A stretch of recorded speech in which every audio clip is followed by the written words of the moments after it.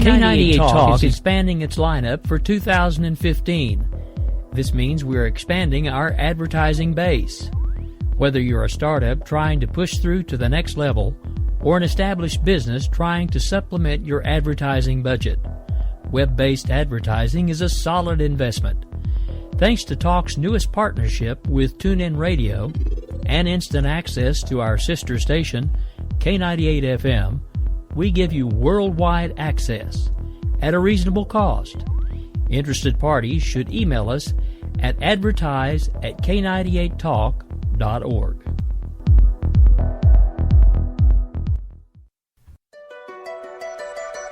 The leader in talk radio on the internet, right here on K98 Talk and the Spark Radio Network.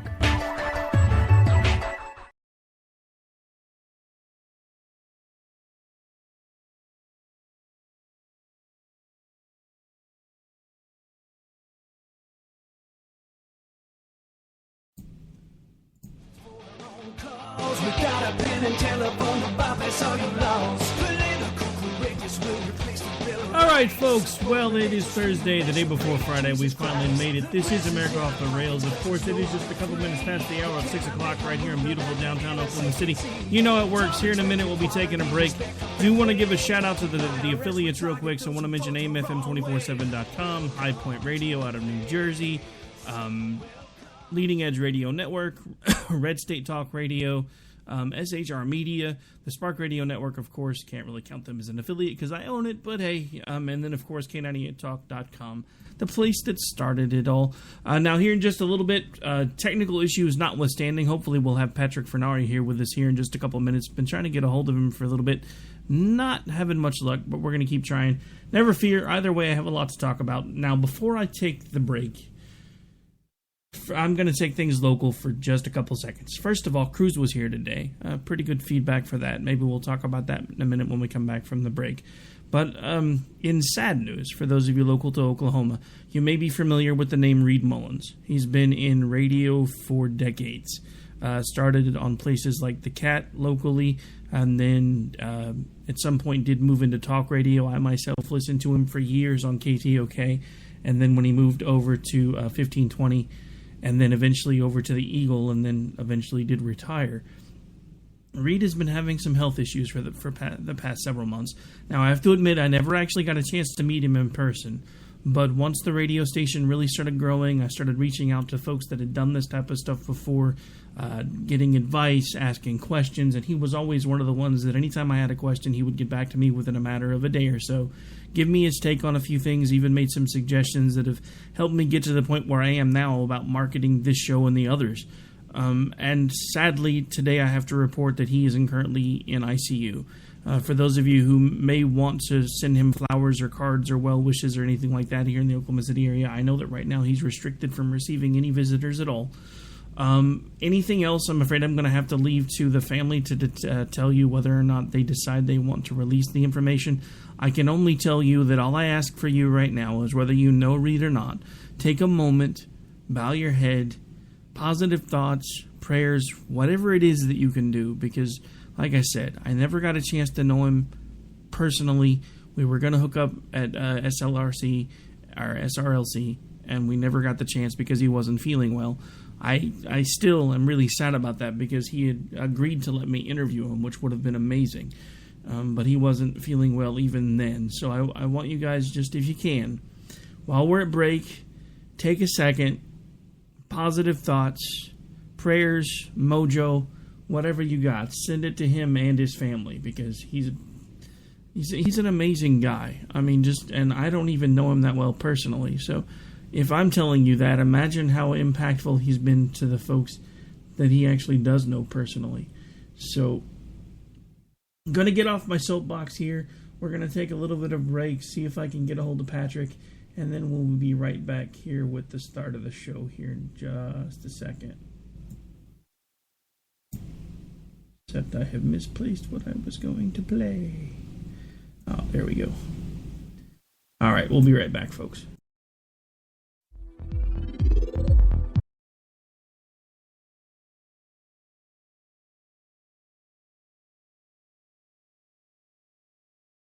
For her own phone calls. We got a pen and telephone to bypass all the laws.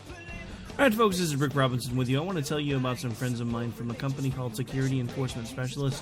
When I ran my security agency for 12 years, I worked with one of these partners on a daily basis. He's been involved in this agency now, and with his other partner, they do have over 30 years of experience in the private security industry. If you own a business and you need someone to keep you or your customers or residents safe, then I highly recommend contacting Security Enforcement Specialists today.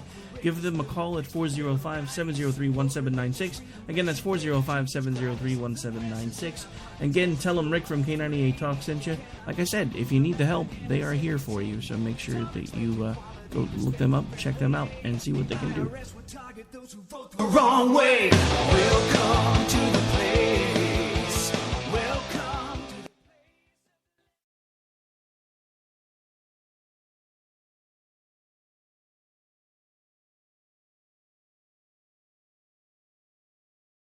Certain economic times, you've got to do whatever you can to save money. One of our biggest expenses can be our cars, especially when unexpected repair bills hit. Not anymore. If you own a vehicle with less than 130,000 miles, is less than 12 years old, has a warranty about to expire, or even no warranty at all, you could stop paying for car repairs. Roadside assistance, towing, and rental coverage are all included. Don't wait for the next repair. Make one free call right now to see if you qualify. If your vehicle is less than 12 years old, has less than 130,000 miles, even if it's out of warranty, paying for car repairs can become a thing of the past. Call us right now and get your car protected before your next repair bill hits. Get protection and no more repair bills. Call 800-696-1030. Again, 800-696-1030. That's 800-696-1030. 800-696-1030.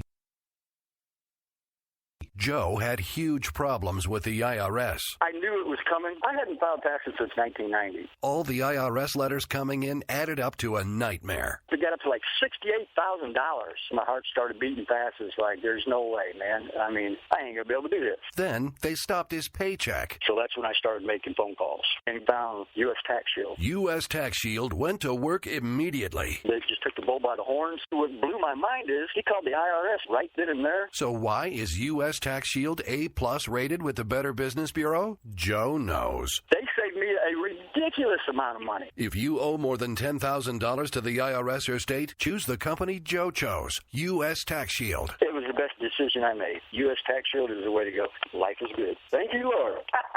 Call 800-471-3287. U.S. Tax Shield. Boo-rah. Yes.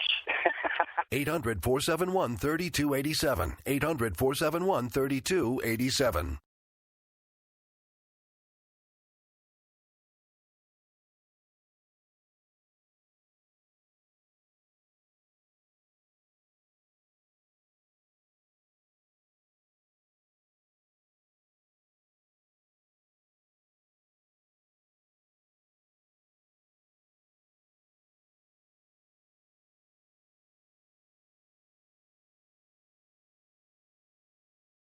We will keep this promise to the American people.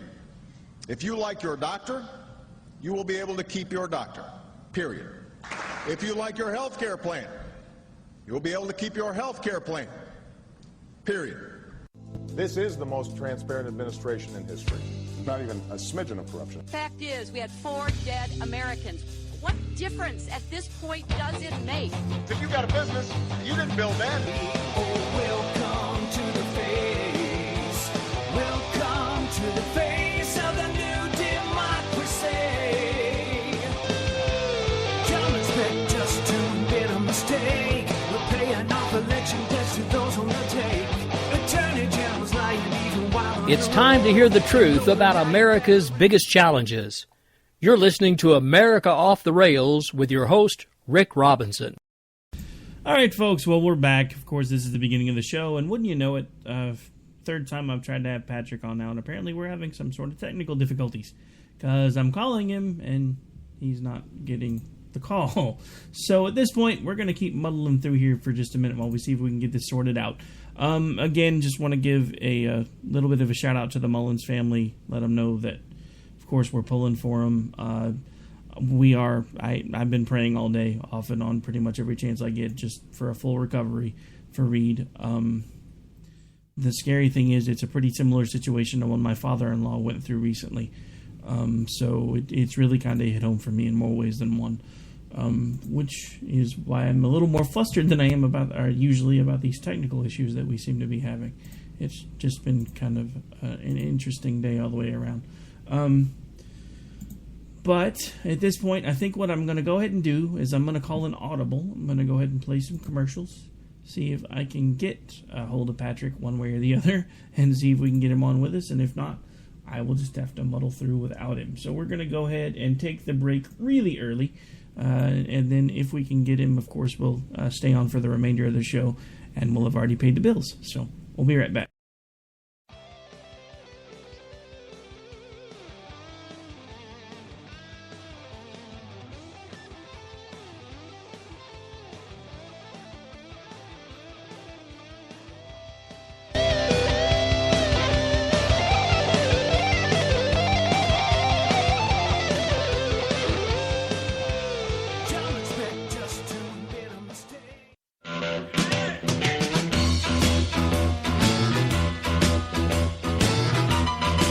Red Nation Rising brings you Town Hall Radio. From a single tweet to 3 million a month, our community is a force to be reckoned with on social media. So don't miss our show, Thursdays, 8 p.m. Eastern on K98 Talk. Our chat room is our co-host, and you ask the question. Join us and be heard. So get ready to sound off on Red Nation Rising Radio. No one else is going to do it for you. There's a wild, wild whisper blowing in the wind, calling out my name like a long lost friend. In these uncertain economic times, you've got to do whatever you can to save money. One of our biggest expenses can be our cars, especially when unexpected repair bills hit. Not anymore. If you own a vehicle with less than 130,000 miles, is less than 12 years old, has a warranty about to expire, or even no warranty at all, you could stop paying for car repairs. Roadside assistance, towing, and rental coverage are all included. Don't wait for the next repair. Make one free call right now to see if you qualify. If your vehicle is less than 12 years old, has less than 130,000 miles, even if it's out of warranty, paying for car repairs can become a thing of the past. Call us right now and get your car protected before your next repair bill hits. Get protection and no more repair bills. Call 800-696-1030. Again, 800-696-1030. That's 800-696-1030.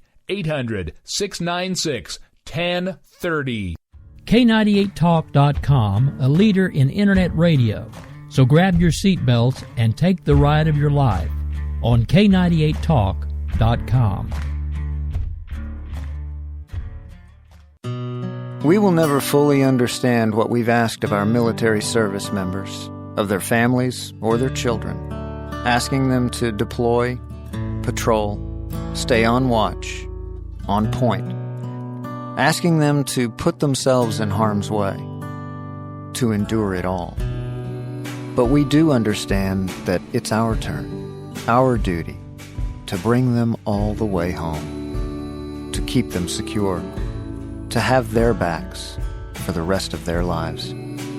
Wounded Warrior Project long-term support programs do whatever it takes to help our most severely ill or injured veterans live independently, at no cost, for life, so that they might stand at ease. Find out how you can help at findwwp.org.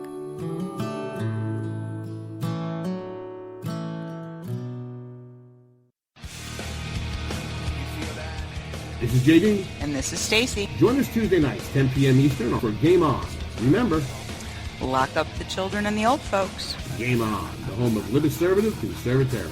Where no one is safe, no one is spared, not even the hosts. Oh, that was supposed to be a spin cycle. I'm sorry. Yeah, that's okay. We love you anyway. Right round, baby. Self-monitoring right Ebola anyway. radio strikes again. Anyway. Anybody see the host monkey? Where's the host monkey? Where's the host monkey? For God's sake, I need an antidote. Just do your rant. Let's pop out of the segment. Has to do with Find us on Twitter at JD and Stacy. You're listening to K98Talk.com. For her own car. laws. We got a pen and telephone to bypass all your laws. Political correctness will replace the Bill of Rights. Support religious freedom, bless you, pray to Jesus Christ. The press is in our pockets. All right, folks. Well, things have been a little out of the ordinary today. We took the break about 15 minutes early by the time it was all said and done. But at this point, host monkey 0, Rick 1, because, you know, the gremlins tried to get me again. I finally figured out what was going on. We do have Patrick with us now. Good evening, sir. I know you've been sitting there listening to me going, I can hear you. Why are you not calling me? I'm glad you got through, Rick. How the heck are you doing? Well, I mean, honestly, it's been a bit of a difficult day. And the only reason I can think of that this is actually hitting me as hard as it is because, like I said, I've never actually met Reed Mullins in person, but we've spent the last few months talking over social media, kind of like you and I have always done. But I think one of the reasons it's hit me as hard as it has is because this is exactly the same path my father-in-law took right before he passed.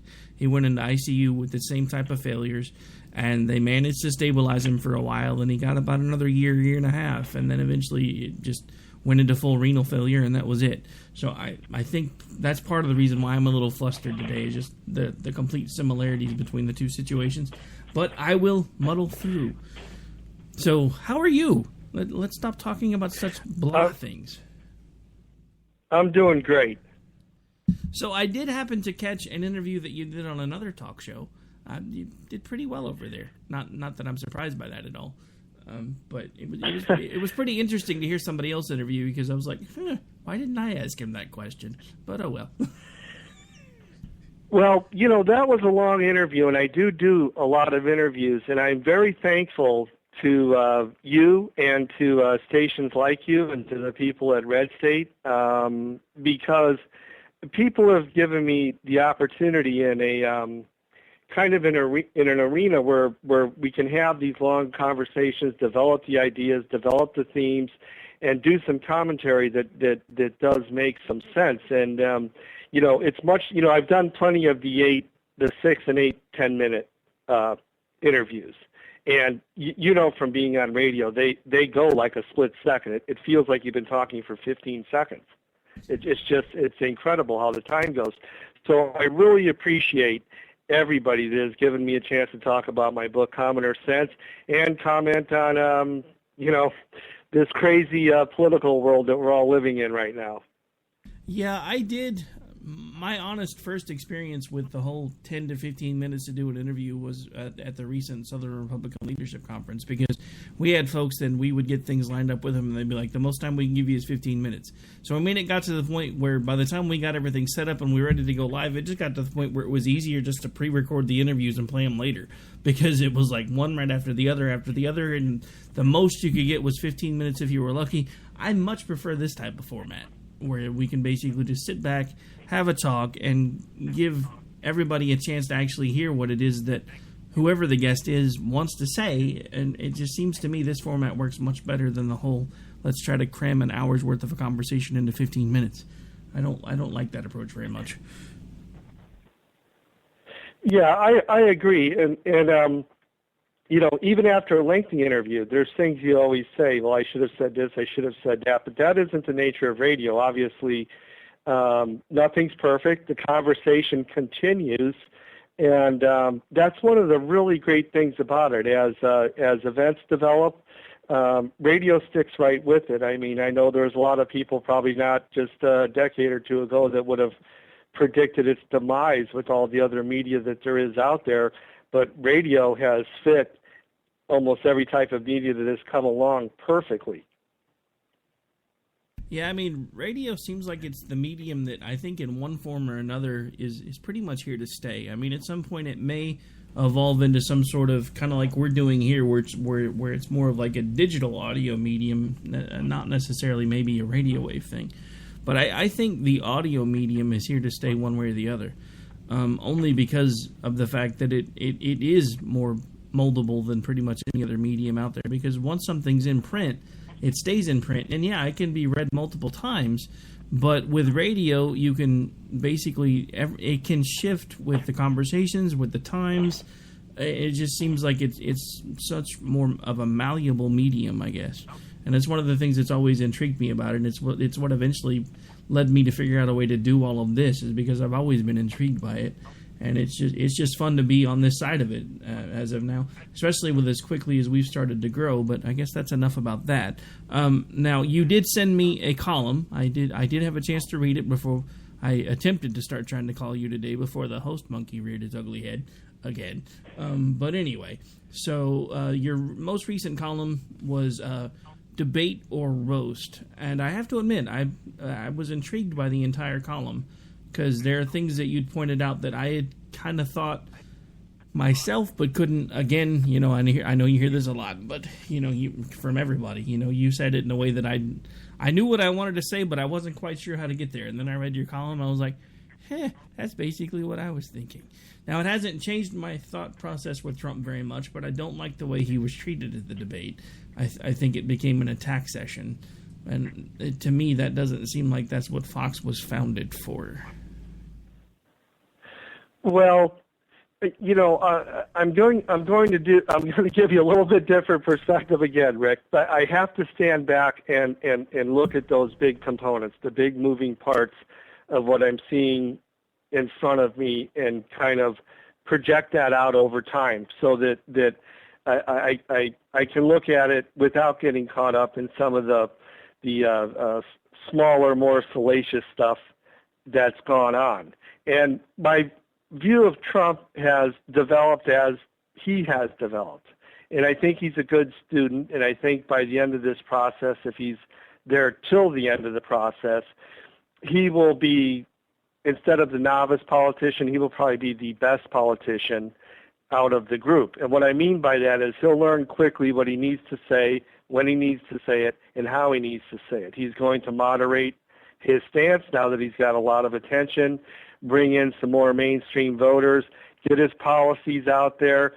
Some people aren't going to like his policies. Donald Trump is not the most conservative Republican candidate running in this race, but I still believe that mechanically, dynamically, he's probably a person that if you got in there could move us a step closer to more conservative governance, because he would get a few things done. The intellectual giant, Ted Cruz, who I really love and would love to see as president, is hated by the establishment Republicans almost as much as Trump is, in a different way. And I'm not sure how effective he could be, but obviously there's a lot of factors that play into that. So I think all in all, I do see a little hope here. Even just by having the first debate, it made me feel, at least for a second, like we were turning a corner and just maybe advancing, and that, Barack Obama, please, is on his way out. Well, definitely hope that happens. Now, as far as your take on Trump, I think you and I disagree there a little bit, and that's fine. That's one of the things that I love about being a conservative, is we don't have to be in lockstep with everybody, and it doesn't usually turn into a fist fight because we disagree with each other. I don't know if Trump's going to be there all the way through. I think for the moment he's serving a good purpose, and it brings me back to another guest that I've had recently. Actually had him on again last night, Dr. Randy Arrington, who wrote a column comparing Trump to a character from an old Star Trek, the original series character, the Squire of, I think it was the Squire of Gothos is what he was called. But basically that, Trump was basically a child of the gods, bored with his time, and basically toying with the idea of becoming president, and that eventually the adult gods in the room were going to come in, take all of his toys away, and he was going to have to go home. Now, that's an interesting analogy. I'm not sure it fits entirely, but I don't know if he's in this for the long haul. I have to admit that's been my concern with him all along, and one of the things that's always kind of kept me from being any more supportive is the fact that I get the feeling that at some point, if things don't go exactly the way he wants them to go, he might split off and go third party, and I'm terrified of that, to be honest, because anytime that ever happens, when we get a strong third party candidate, it's still not strong enough to win the election, and all it does is basically tilt everything in the Democratic Party's favor. So that's my fear when it comes to Trump. Well, that's a reasonable fear, but you're talking about a a situation I feel is unlikely to happen. And the reason that he's so adamant about keeping that leverage, as he calls it, as far as going third party goes, is there's 15 states that can keep him off the ballot. Now, if he's going to have to tackle these basically one by one, he's probably going to need the help of Reince Priebus to go ahead and help to greenlight him to get him on the ballots in those states. If that was not a factor, if those 15 states weren't kind of the sort of Damocles hanging over Trump's head, it'd be very unlikely that you would be hearing much, if any, third-party talk out of Donald Trump. He's not doing it out of spite. He's not doing it just because he can. He's not doing it just because he's a businessman. This is a mechanical function of the race that he's in. So he keeps saying, I want to be treated fairly. What he really means by that is, I want to be put on those ballots in those states. And, as those states either caucus or we're actually voting or whatever it may be, that he's recognized as a candidate. Because if he has the highest rating, so to speak, and he's ahead of everybody, and the Republican Party just says, no, we don't want you to be the candidate, I don't know if that would cause him to run third party either. He might think that's so unfair that he would do it there. But I think his bigger concern is he's being on the ballot in these states. So he's holding on to that. And as far as the debate goes, I heard a lot of chat from the moderators of that debate for a day or two before it happened, and they were talking about their big plans and how they're going to structure things. And Chris Wallace was very keen on trying to take the credit for, well, we decided, we're going to ask in a million different ways, but we decided let's just ask who's going to raise their hand, that if they might run third party. And, television is a visual medium as opposed to radio, and he stood there in the middle of that crowd and raised his hand, and to a lot of people, not to everybody, and I'm not even saying to me, I'm just saying the visual itself, it looked like it was Donald Trump against the world, against the Republican Party, against the Democrats, for the people, and raised his hand, and it looked like, oh, well, that's the guy that's going to be president, the one guy that raised his hand. Now, I'm not saying that's true for everybody. I'm just saying that TV can kind of give you that visual impression sometimes. Very interesting take on it. Again, like I said, I've always been on the fence with Trump. I think, like I said, and I've said this before, and the moment that you're talking about where he raises his hand, I have to admit that's actually the moment where he lost me. He lost what little bit of hope that I had, only because at this point, and I understand why he did what he did. I mean, believe me, I'm a businessman. I understand exactly why he did what he did. But I think that was not necessarily the time or the place to have done that. There's another time for you to say, hey, things haven't gone the way I wanted them to, so yeah, I'm just going to do what I got to do at this point. And he could have done that a different way. He could have done it at a different time. He could have just said, at this point in time, I'm just not even going to answer that question because it's not even in the realm of possibility right now. So there's no point in me even touching that because it's not anything I plan on doing. But that doesn't mean it may not happen another time. And I like I said, my biggest thing with Trump is the things that I've noticed that go on with his social media account. I think maybe I spend too much time in social media, but I mean, I have to. I don't even necessarily like it, but I have to. And the issue is, I've noticed things like white supremacist groups that he tends to retweet before he ever even... I don't even think he realizes who they are. But as soon as they say something that's Trump positive, all of a sudden it's retweeted everywhere. And then you go look at their timelines, and it's people that are all spouting all this white power rhetoric. And it disturbs me that seems like that's the biggest part of the group that it seems like, at least social media presence-wise, that he's reaching, that he's managing to tap into. Because we have enough divisiveness going on. And I understand that a large segment of the Conservative Party is very angry right now. And I completely understand that. But I think if we spend too much time dwelling on that we lose the fight as a whole. And I think maybe Trump is taking things in the wrong direction. But who knows? Maybe I'm just getting old. Well, there's a few things there. One is Trump is one of these bigger-than-life American characters, so I'm rather enjoying it because when he kissed and made up with Fox News, all of a sudden everybody on FNC was happy and smiling again. Seemed halfway normal. And the other thing is that question at the debate, they hyped themselves, they hyped the debate, and you're right. The question could have been asked in a much different format. During one of the normal questions, asked him and said, we know that you've talked about this before, the possibility of a third run or whatever, and he could have explained himself instead of being instead of being put in the position, Rick, of being on stage as the spectacle of holding up his hand. And the other thing is that he is taking some of the angst of American voters, okay, and they're not happy with a lot of people. He is not the most conservative, as I say. I think he's a person that might be able to get something done. So on the other side of the populist coin, as we've talked about before, from Barack Obama, who had hope and change and never ran a lemonade stand, you have a guy with a $10 billion company that's basically saying, I'll give you some hope and change, and I actually know how to get a few things done. So in that sense, I think that it's a legitimate campaign that's growing more legitimate every day. Is there a ceiling to his popularity?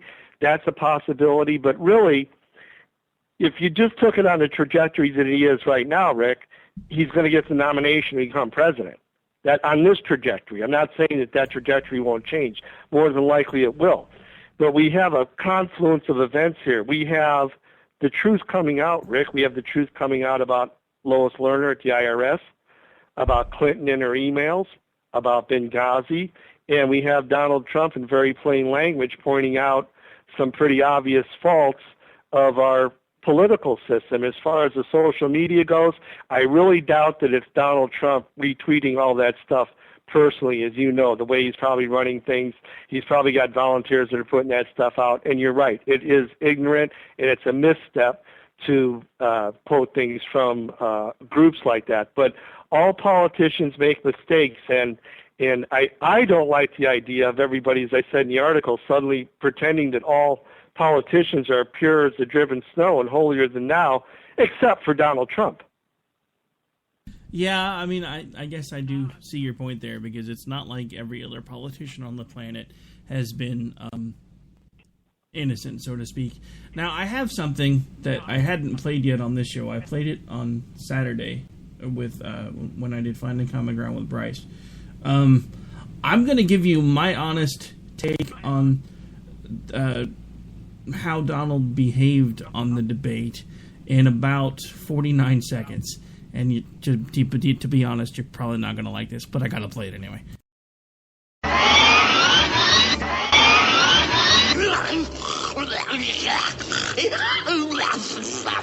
Only Rosie O'Donnell. $8,737,540,000. And honestly, Megan, if you don't like it, I'm sorry. I've been very nice to you, although I could probably maybe not be based on the way you have treated me.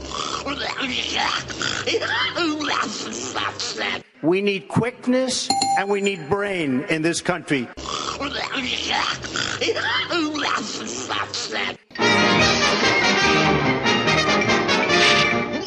That's all, folks.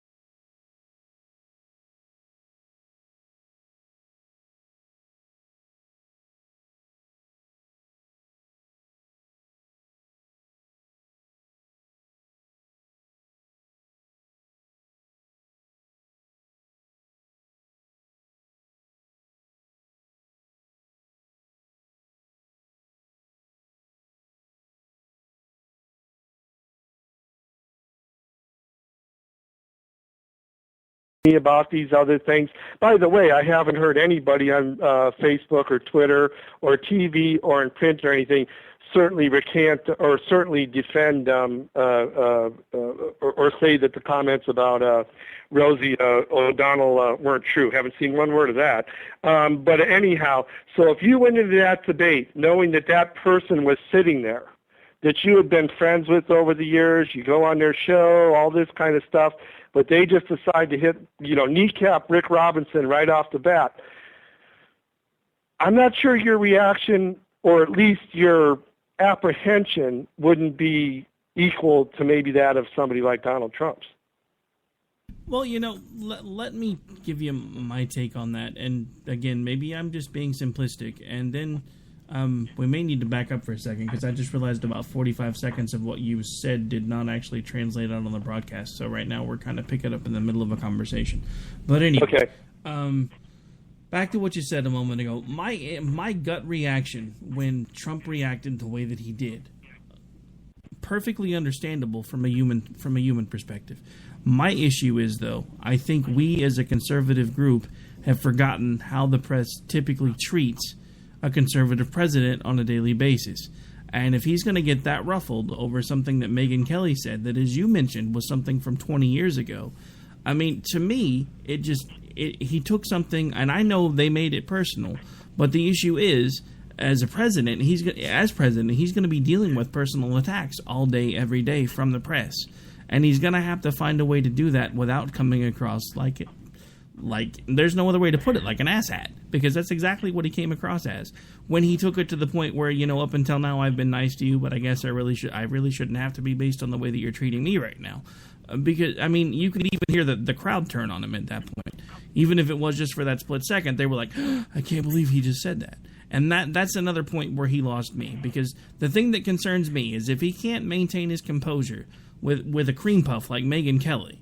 I mean, let's face it, it's Megyn Kelly, and we want to put this guy in the same room with Putin?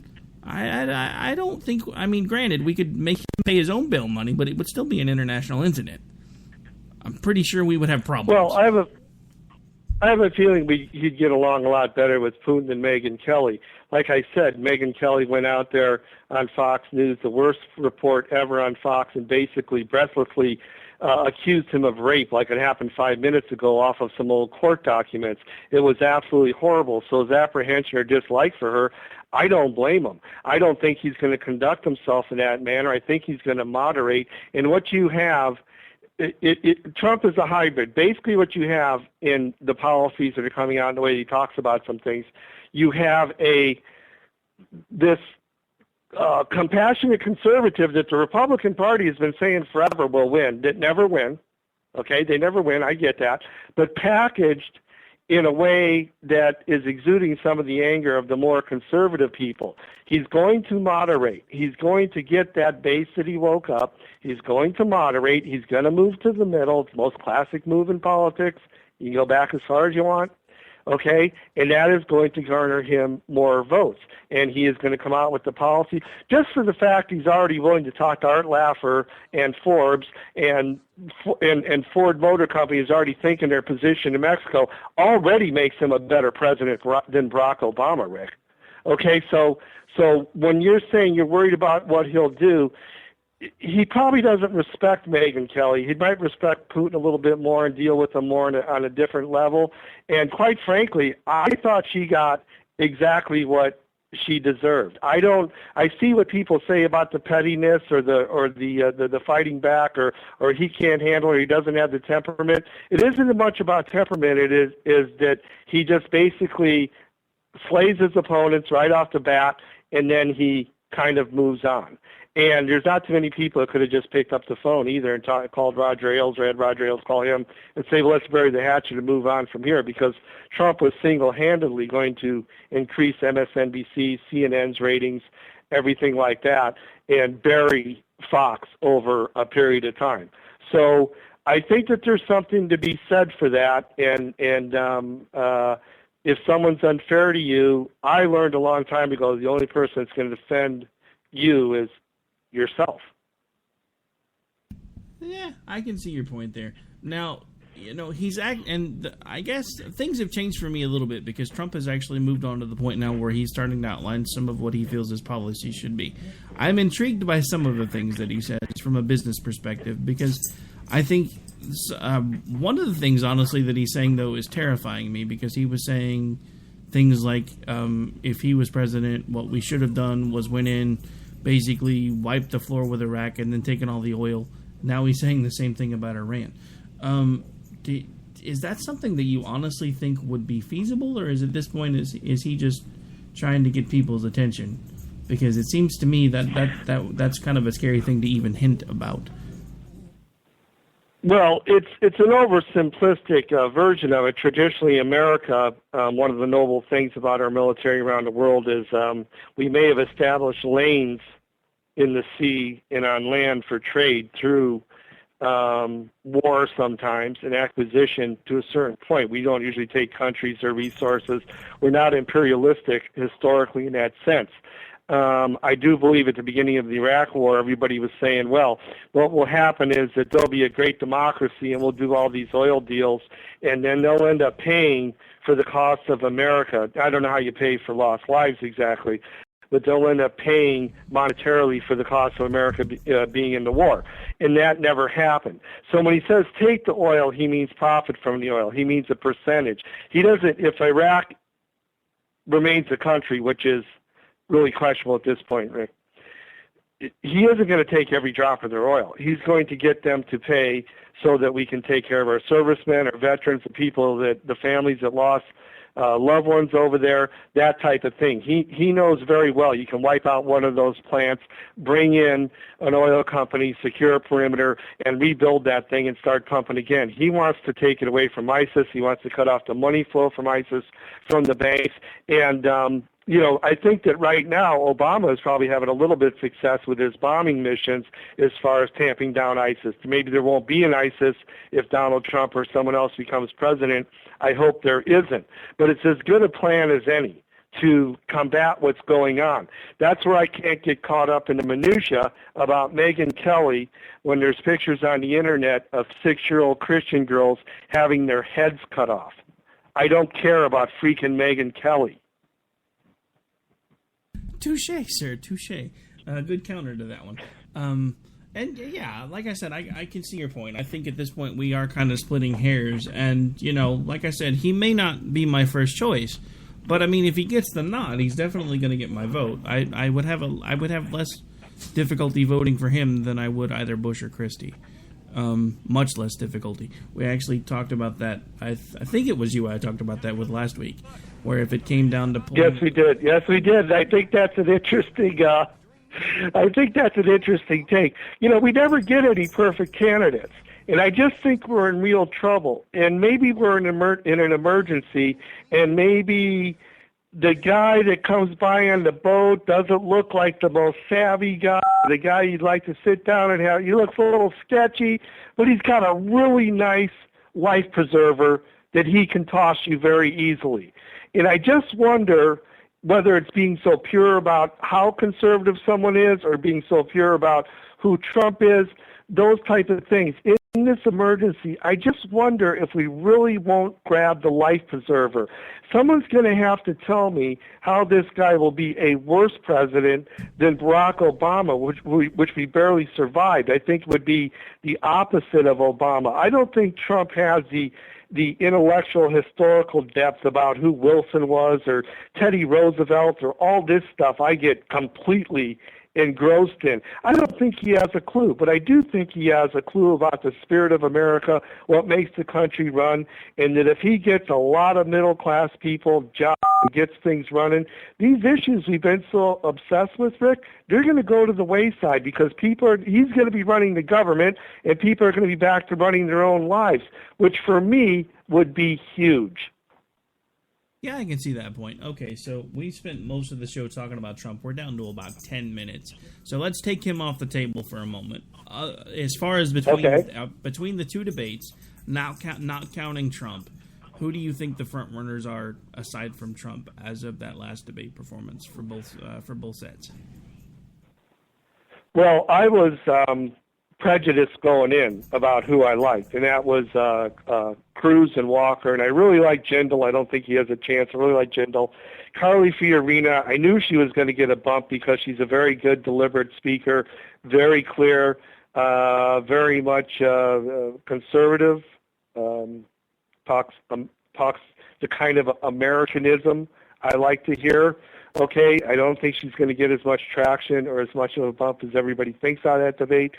But I really have to go to Ted Cruz, and I hear lots of complaints about the way he speaks or his delivery or this or that. I don't get that. It's not something. I mean, I cannot stand to listen to Barack Obama or Hillary Clinton. I'll listen to Ted Cruz for 8 years, and he is very much a constitutional conservative. He is just as much of an outsider in his own way as Carson, Fiorina, and Trump are, and all four of them have really shown well in the polls. Yeah, I think they are definitely my front runners as of right now, and I still have to leave Trump in the list only because at this point, like I said, he's starting to round out some of his policies, and I like some of the things that he's starting to say. One of the other things that intrigued me that he actually talked about with an interview on Sean Hannity last night was how if he's president, he's going to make sure Mexico basically pays for building the wall. And he's like, why wouldn't they? We give them tons of money, so they can either build the wall or we can stop giving them money. I was like, that's an interesting approach. Well, I know a lot of people have complained about that statement, but look, if Mexico wants to bring a barrel of oil over the border and they're making X amount of money on it, okay, and Trump says, you can bring the oil over, but you're going to give me $1.50 on each barrel, they're going to pay him.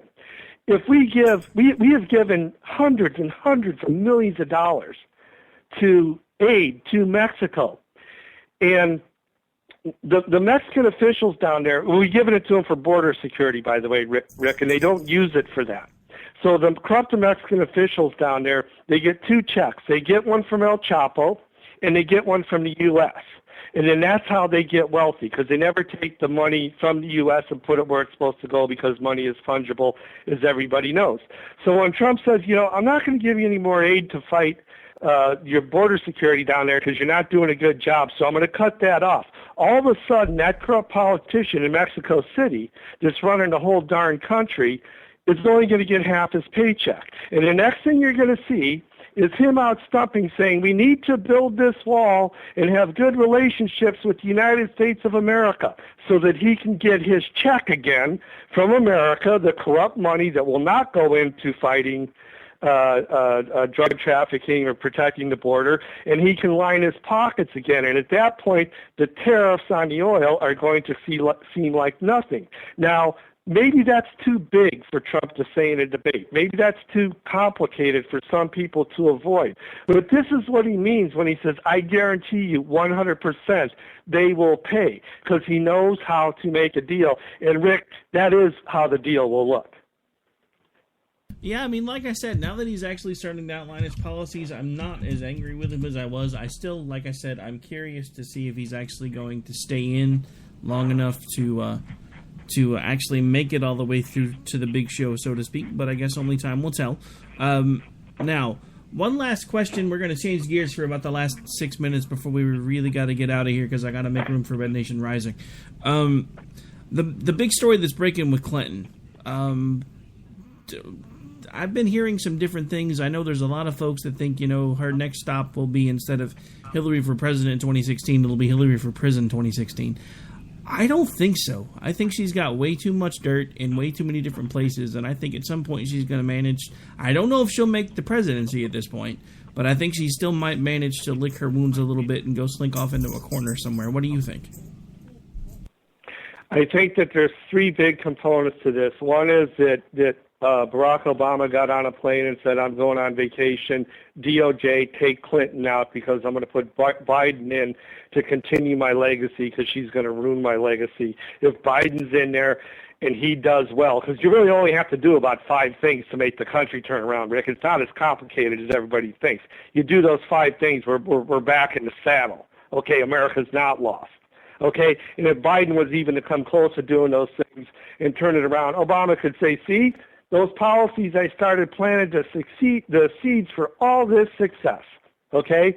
So he wants to take Clinton out. Now, I have to admit, Rick, I have spent the day indulging in, Hillary in the orange pantsuit type of thing and, kind of that conservative, boy, oh boy, the Clintons are finally going to get theirs.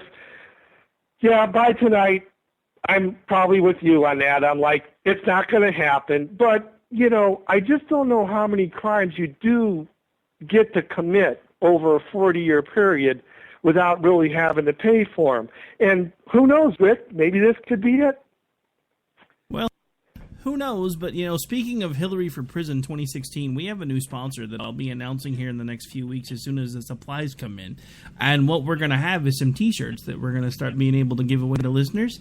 And one of those will be a Hillary for Prison 2016 shirt, and it's orange and everything. It's kind of awesome.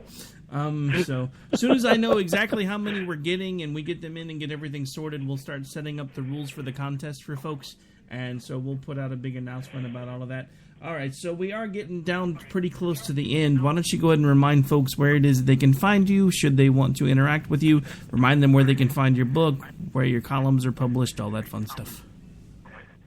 Okay, the columns, the latest one we just talked about, Debate or Roast, is at Magic City Morning Star. It's an online newspaper. You can go to magiccitynews.com. Very easy to get to. You can put in my name, Patrick J. Fornari, and about a dozen columns will come up that I've submitted to them. And the book, of course, at Amazon Books, very easy to get. You can download an ebook instantly or get a paperback delivered to you quite quickly. It's inexpensive and it's short enough for working people to read. And like I always say, to give people the true idea of what America is supposed to be. And I've been getting a tremendous response to the book, and in part, part of that is because of you, Rick. So I just want to thank you again for letting me chat with you and expose the book to people.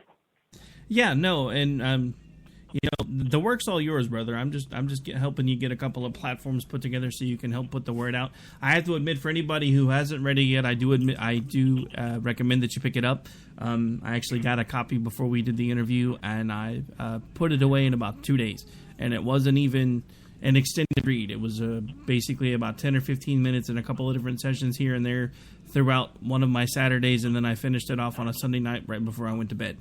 And it's a great read, so I do recommend picking it up if you want to get an idea of what it truly means to be a working class person in this country, and it is basically exactly what it says it is. It's a working person's guide to America. So it's a great read. Now, at this point, we are going to have to go ahead and start changing gears to make room for Red Nation Rising Radio. The fastest-growing social media movement has now taken to the internet airwaves, and they'll be here in just a little bit, actually about 7 minutes. So, at this point, I do want to go ahead and say, do hope you have a great night, Patrick. We need to set this up again sometime soon. This is now 2 times in a row with the host monkey, so I need to get him a better cage. Because, yeah, technical issues 2 weeks in a row, little rough. Well, that's okay, Rick. We'll have plenty of time to discuss some of the interesting things that I'm sure are on our immediate horizon. All right. Yeah, I look forward to getting together and doing this again sometime in the near future. As I've said the last couple of shows, anytime you want to come back on, you are more than welcome. It's been great getting to know you a little more. We've done more than just the standard one interview and then moving on. It's interesting to bring you back on because it seems like every time I do, you have either a slightly different take or you've expounded on something that you mentioned during a previous show. And I really enjoy those type of interviews. So I just want to thank you again for coming on. And again, folks, if you haven't yet, I do highly recommend picking up the book. It is worth the read. That is going to do it for this particular episode of America Off the Rails, folks. I will be back with you live right here tomorrow on Friday. That's right. We finally almost made it. One more day and we've hit the weekend. Then, of course, it'll be time for Finding Common Ground with myself and Bryce Robbins, where we go toe-to-toe and discuss policy. Back with you soon, folks. Have a great night.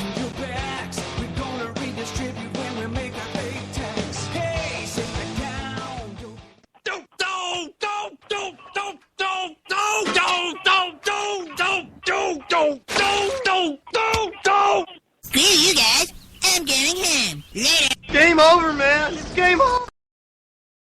In these uncertain economic times, you've got to do whatever you can to save money. One of our biggest expenses can be our cars, especially when unexpected repair bills hit. Not anymore. If you own a vehicle with less than 130,000 miles, is less than 12 years old, has a warranty about to expire, or even no warranty at all, you could stop paying for car repairs. Roadside assistance, towing, and rental coverage are all included. Don't wait for the next repair. Make one free call right now to see if you qualify. If your vehicle is less than 12 years old, has less than 130,000 miles, even if it's out of warranty, paying for car repairs can become a thing of the past. Call us right now and get your car protected before your next repair bill hits. Get protection and no more repair bills. Call 800-696-1030. Again, 800-696-1030. That's 800-696-1030. 800-696-1030. Joe had huge problems with the IRS. I knew it was coming. I hadn't filed taxes since 1990. All the IRS letters coming in added up to a nightmare. It got up to like $68,000. My heart started beating fast. It's like, there's no way, man. I mean, I ain't going to be able to do this. Then they stopped his paycheck. So that's when I started making phone calls and found U.S. Tax Shield. U.S. Tax Shield went to work immediately. They just took the bull by the horns. What blew my mind is he called the IRS right then and there. So why is U.S. Tax Shield A+ rated with the Better Business Bureau? Joe knows. They saved me a ridiculous amount of money. If you owe more than $10,000 to the IRS or state, choose the company Joe chose, U.S. Tax Shield. It was the best decision I made. U.S. Tax Shield is the way to go. Life is good. Thank you, Lord. Call 800-471-3287. U.S. Tax Shield. Boo-rah. Yes. 800-471-3287. 800-471-3287.